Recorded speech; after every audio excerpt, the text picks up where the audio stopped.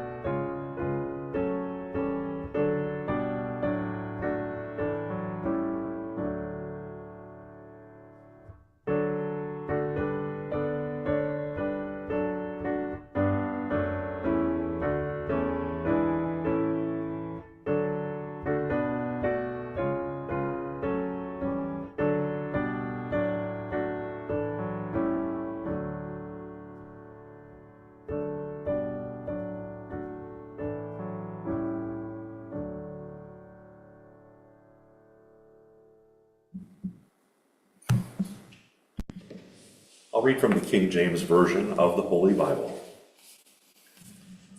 Jeremiah. Blessed is the man that trusteth in the Lord, and whose hope the Lord is. For he shall be as a tree planted by the waters, and that spreadeth out her roots by the river, and shall not see when heat cometh, but her leaf shall be green, and shall not be careful in the year of drought, neither shall cease from yielding fruit. The heart is deceitful above all things, and desperately wicked. Who can know it? I, the Lord, search the heart. I try the reins, even to give every man according to his ways, and according to the fruit of his doings. Revelation. He that hath an ear, let him hear what the Spirit saith unto the churches. I know thy works, that thou art neither cold nor hot. I would thou wert cold or hot. Matthew. Nation shall rise against nation, and kingdom against kingdom, and there shall be famines and pestilences and earthquakes in divers places. All these are the beginning of sorrows.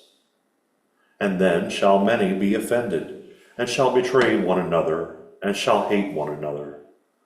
And many false prophets shall rise, and shall deceive many.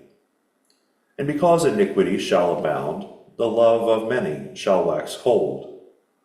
But he that shall endure unto the end, the same shall be saved.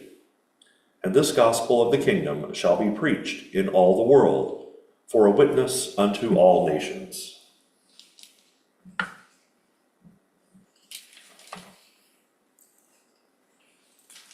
And it came to pass, as Jesus sat at meat in the house, behold, many publicans and sinners came and sat down with him and his disciples.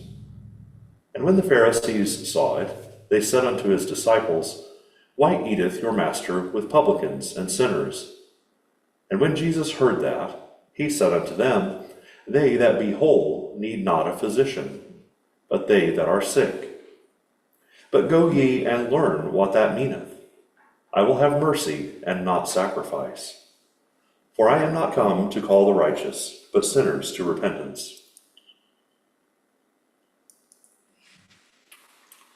Then came to him the disciples of John, saying, Why do we and the Pharisees fast oft, but thy disciples fast not? And Jesus said unto them, Can the children of the bride chamber mourn, as long as the bridegroom is with them? But the days will come, when the bridegroom shall be taken from them, and then shall they fast. No man putteth a piece of new cloth into an old garment, for that which is put in to fill it up, taketh from the garment, and the rent is made worse. Neither do men put new wine into old bottles, else the bottles break, and the wine runneth out, and the bottles perish. But they put new wine into new bottles, and both are preserved. Daniel.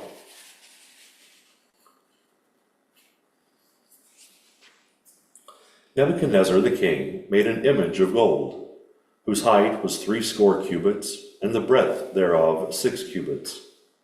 And he set it up in the plain of Dura, in the province of Babylon.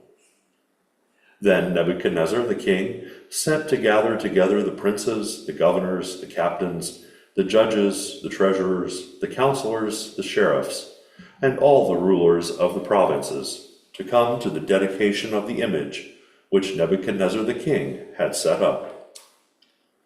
Then the princes, the governors, and captains, the judges, the treasurers, the counselors, the sheriffs, and all the rulers of the provinces were gathered together unto the dedication of the image that Nebuchadnezzar the king had set up.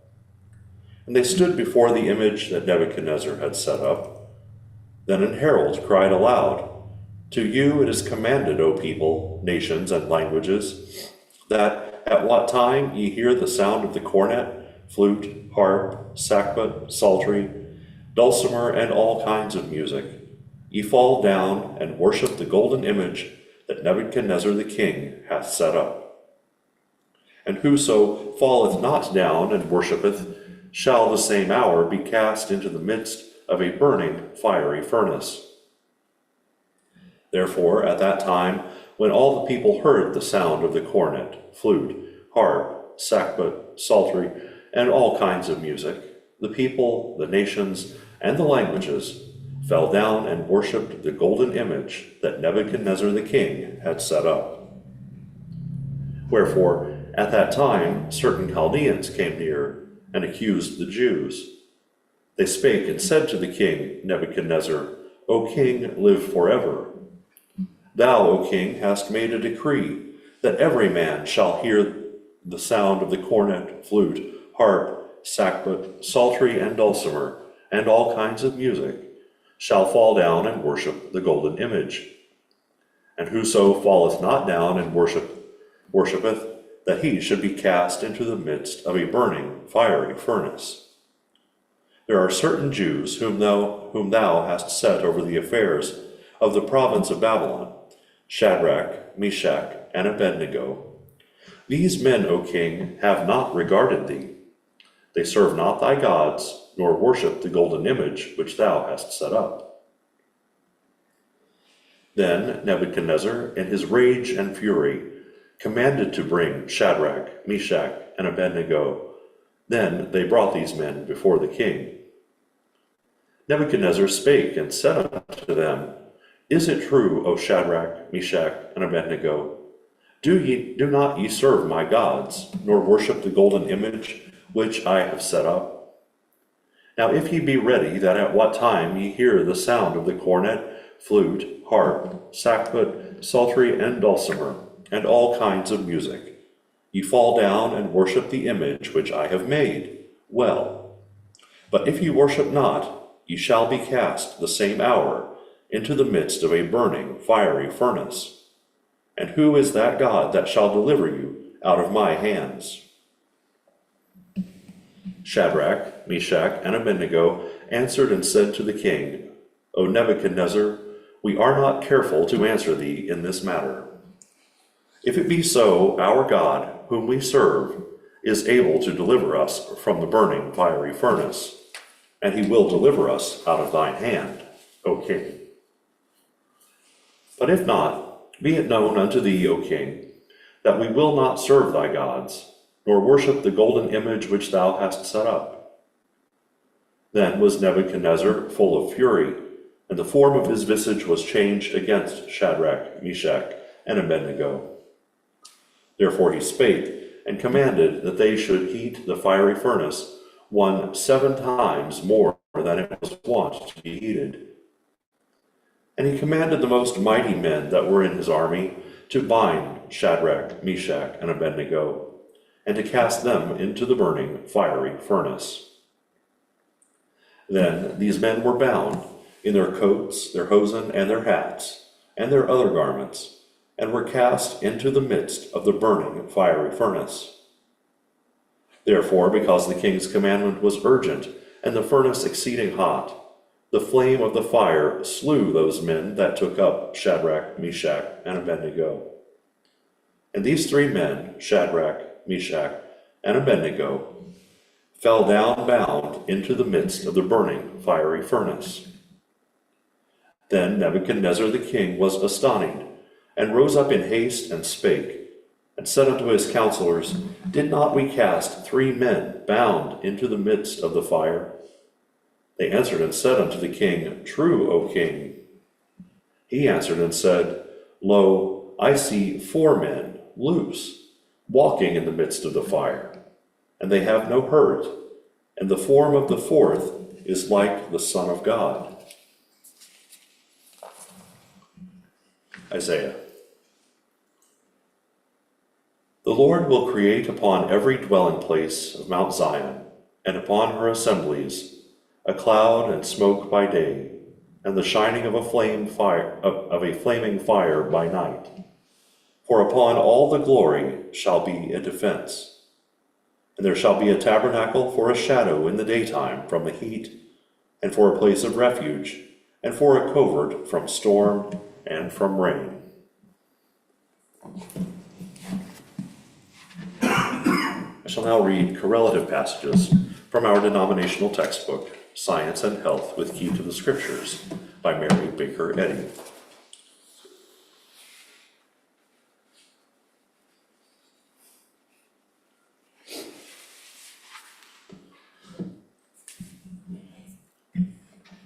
Think less of material conditions and more of spiritual. Heat and cold are products of mortal mind. Mind regulates the conditions of the stomach, bowels, and food, the temperature of children and men, and matter does not. He who understands in a sufficient degree the principle of mind healing points out to his student error as well as truth, the wrong as well as the right practice. Love for God and man is the true incentive in both healing and teaching. Love inspires, illumines, designates, and leads the way. Right motives give pinions to thought, and strength and freedom to speech and action. Love is priestess at the altar of truth. Wait patiently for divine love to move upon the waters of mortal mind and form the perfect concept. Patience must have her perfect work. Of old, the cross was truth's central sign, and it is today. The modern lash is less material than the Roman scourge, but it is equally as cutting. Cold disdain, stubborn resistance, opposition from church, state laws, and the press are still the harbingers of truth's full-orbed appearing. A higher and more practical Christianity, demonstrating justice and meeting the needs of mortals in sickness and in health, stands at the door of this age, knocking for admission. The letter of science plentifully reaches humanity today, but its spirit comes only in small degrees. The vital part, the heart and soul of Christian science, is love. Without this, the letter is but the dead body of science, pulseless, cold, inanimate. Damp atmosphere and freezing snow empurpled the plump cheeks of our ancestors, but they never indulged in the refinement of inflamed bronchial tubes. They were as innocent as Adam before he ate the fruit of false knowledge, of the existence of tubercles and troches, lungs and lozenges. Holy inspiration has created states of mind which have been able to nullify the action of the flames, as in the Bible case of the 3 young Hebrew captives cast into the Babylonian furnace, while an opposite mental state might produce spontaneous combustion. Realize that the evidence of the senses is not to be accepted in the case of sickness any more than it is in the case of sin. Expose the body to certain temperatures, and belief says that you may catch cold and have catarrh, but no such result occurs without mind to demand it and produce it. So long as mortals declare that certain states of the atmosphere produce catarrh, fever, rheumatism, or consumption, those effects will follow, not because of the climate, but on account of the belief. We weep because others weep. We yawn because they yawn, and we have smallpox because others have it. But mortal mind, not matter, contains and carries the infection. When this mental contagion is understood, we shall be more careful of our mental conditions, and we shall avoid loquacious tattling about disease as we would avoid advocating crime. Neither sympathy nor society should ever tempt us to cherish error in any form, and certainly we should not be error's advocate. Controlled by the divine intelligence, man is harmonious and eternal. Whatever is governed by a false belief is discordant and mortal. We say man suffers from the effects of cold, heat, fatigue. This is human belief, not the truth of being, for matter cannot suffer. Mortal mind alone suffers, not because a law of matter has been transgressed, but because a law of this so-called mind has been disobeyed. If God had instituted material laws to govern man, disobedience to which would have made man ill, Jesus would not have disregarded those laws by healing in direct opposition to them and in defiance of all material conditions. Deny the existence of matter, and you can destroy the belief in material conditions. When fear disappears, the foundation of disease is gone. Let's pray together silently for a few moments, then we'll pray together aloud the Lord's Prayer.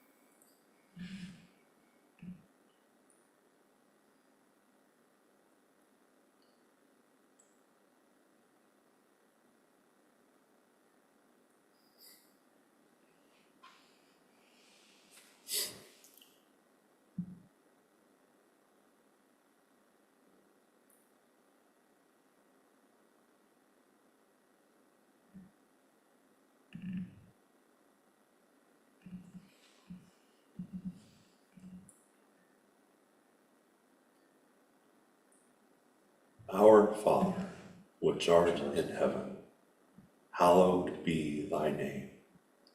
Thy kingdom come, thy will be done in earth as it is in heaven. Give us this day our daily bread, and forgive us our debts as we forgive our debtors.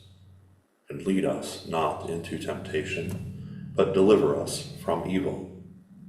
For thine is the kingdom, the power, and the glory forever. Our next hymn this evening is number 49.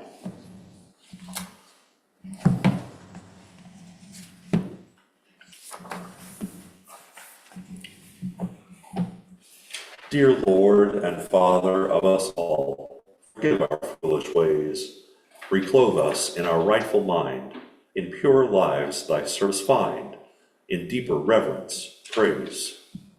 Hymn number 49.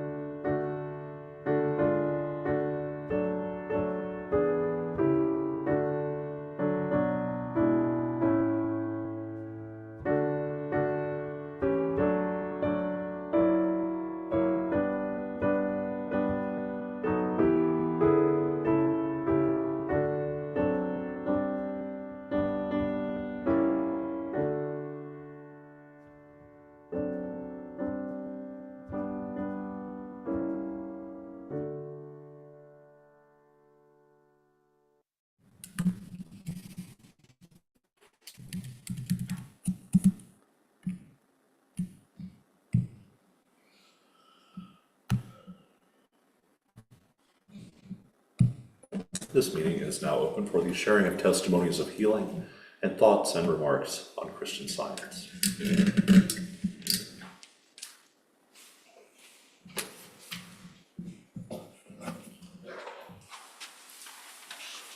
Just in case you were wondering, I did not. Whoa.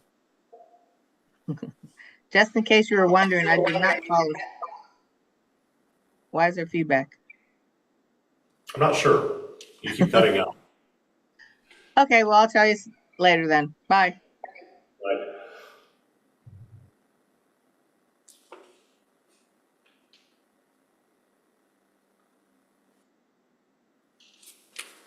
She was saying she didn't fall asleep.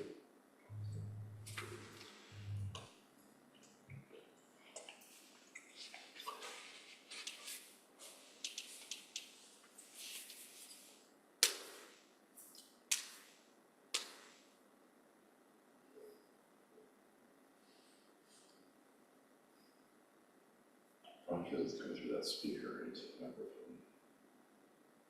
What's that like that? Maybe I got it turned up louder than usual or something.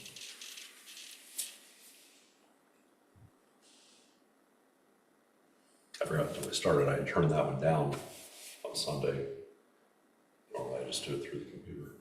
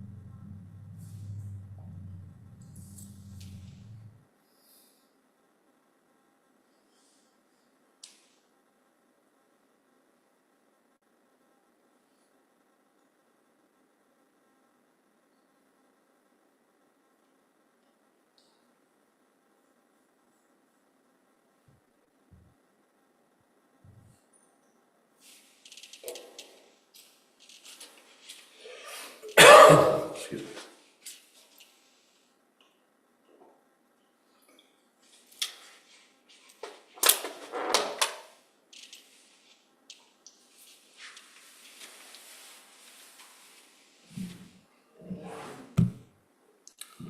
Our final hymn tonight is number 517.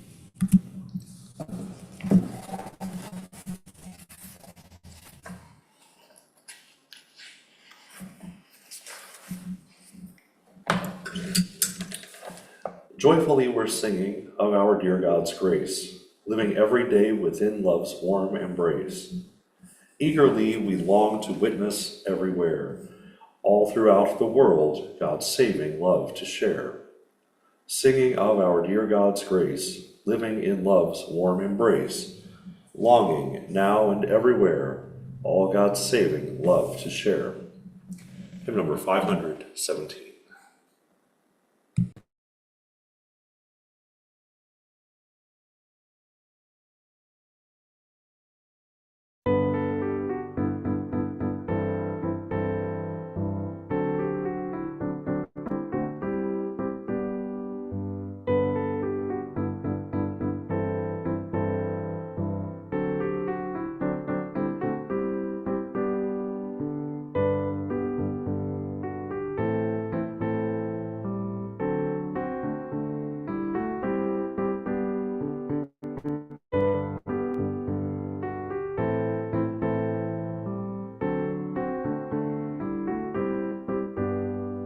Joyfully we're singing of our dear God's grace, living every day within love's warm embrace.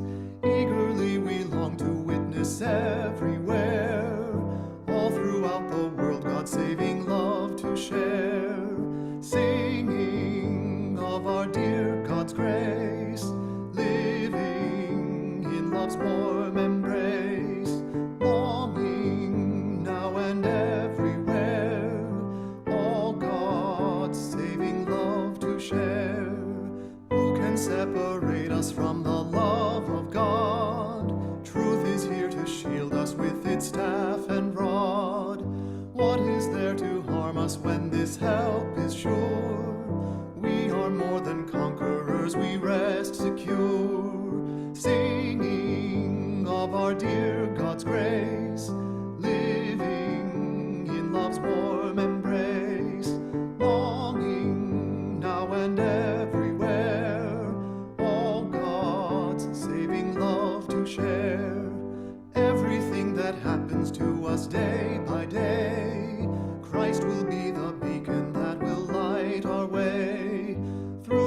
distress and peril, God is faithful still. Why should we be fearful if we trust God's will? Singing of our dear God's grace, living in love's warm embrace, longing now and everywhere, all God's saving love to share. God remains our refuge in the trials we face.